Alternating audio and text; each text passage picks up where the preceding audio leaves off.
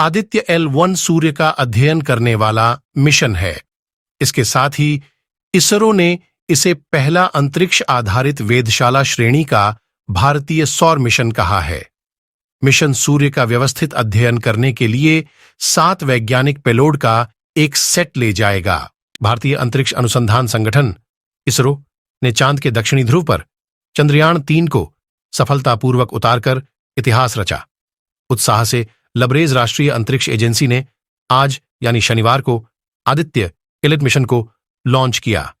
इस मिशन का उद्देश्य सूर्य का अध्ययन करना है।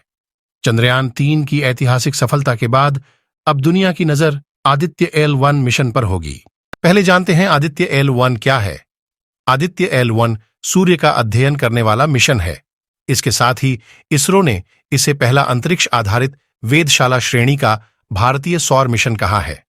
अंतरिक्ष यान को सूर्य पृथ्वी प्रणाली के लैग्रेंजियन बिंदु 1 L1 के चारों ओर एक प्रभामंडल कक्षा में स्थापित करने की योजना है, जो पृथ्वी से लगभग 15 लाख किमी दूर है।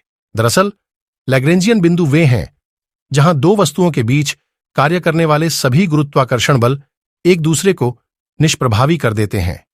इस वजह से L1 बिंदु का उपयोग अंतरिक्ष यान के उड़ीडीडीएचने के लिए किया जा सकता है।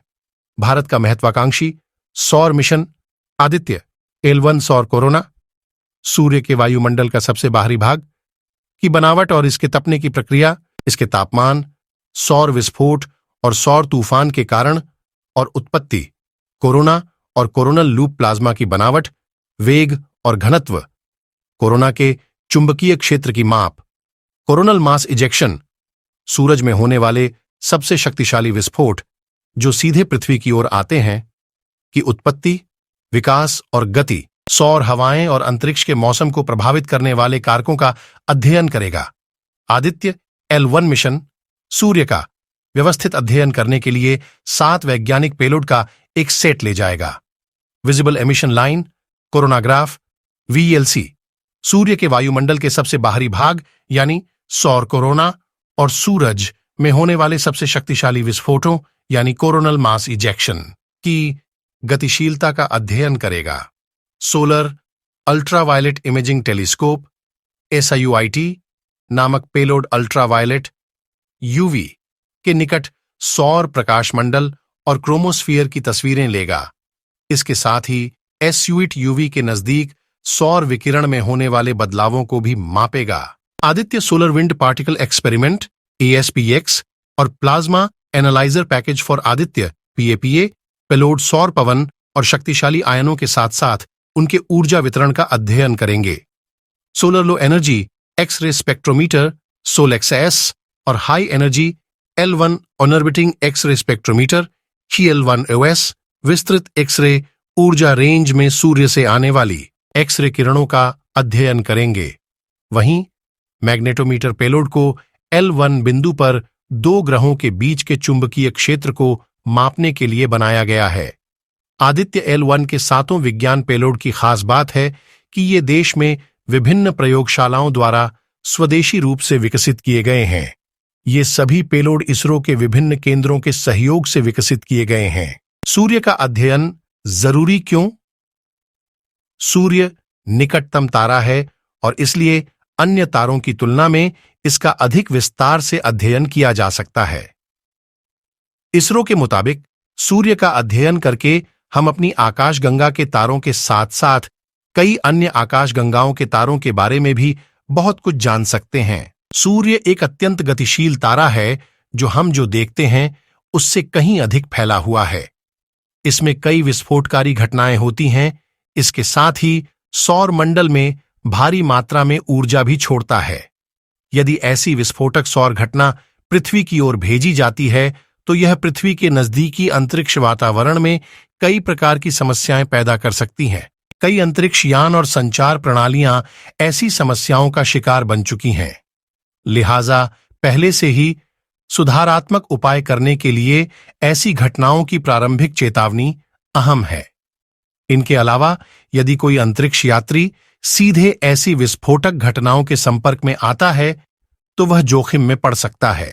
सूर्य पर कई तापीय और चुंबकीय घटनाएं घटती हैं जो प्रचंड प्रकृति की होती हैं।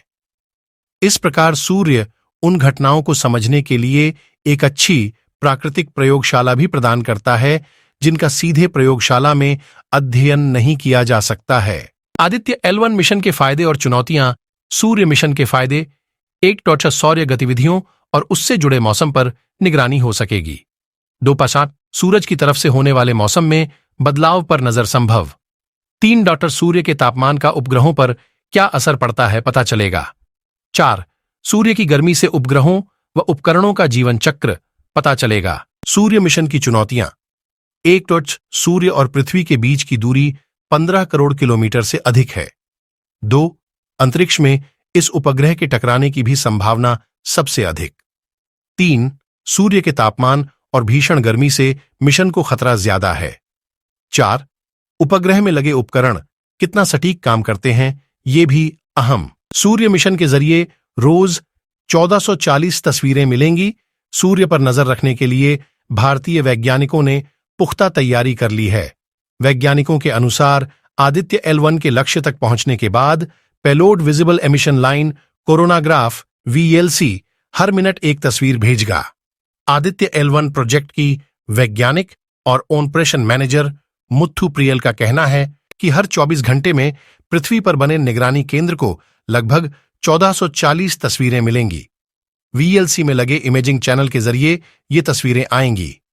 Indian institute of astrophysics IIIA के अनुसार 190 किलोग्राम वजनी VLC पेलोड 5 साल तक तस्वीरें भेज सकता है। ये उपग्रह का सामान्य जीवन चक्र है। ईंधन की खपत के आधार पर इसका जीवन चक्र बढ़ या घट भी सकता है। वैज्ञानिकों का अनुमान है कि अगले साल फरवरी के आखिर तक तस्वीरें मिलनी शुरू हो जाएंगी। उपग्रह जनवरी के मध्य तक कक्षा में स्थापित हो जाएगा। इसी तरह नासा ने वर्ष 2018 में सूर्य पर नजर रखने के लिए पार्कर सोलर प्रोब छोड़ा था। वर्ष 1936 में नासा और जर्मनी ने भी सूर्य से जुड़े रहा। अमेरिकी अंतरिक्ष एजेंसी नासा के पार्कर सोलर प्रोब ने 1000 डिग्री सेल्सियस से अधिक गर्मी झेली थी। इसके बावजूद वो पूरी तरह से क्रियाशील था। इसरो के अनुसार आदित्य L1 को इतनी गर्मी नहीं झेलनी होगी क्योंकि वो नासा के मिशन की तुलना में सूर्य से काफी दूर होगा। भारत ने सभी सुरक्षा नियमों का ध्यान रखकर आदित्य L1 को तैयार किया है।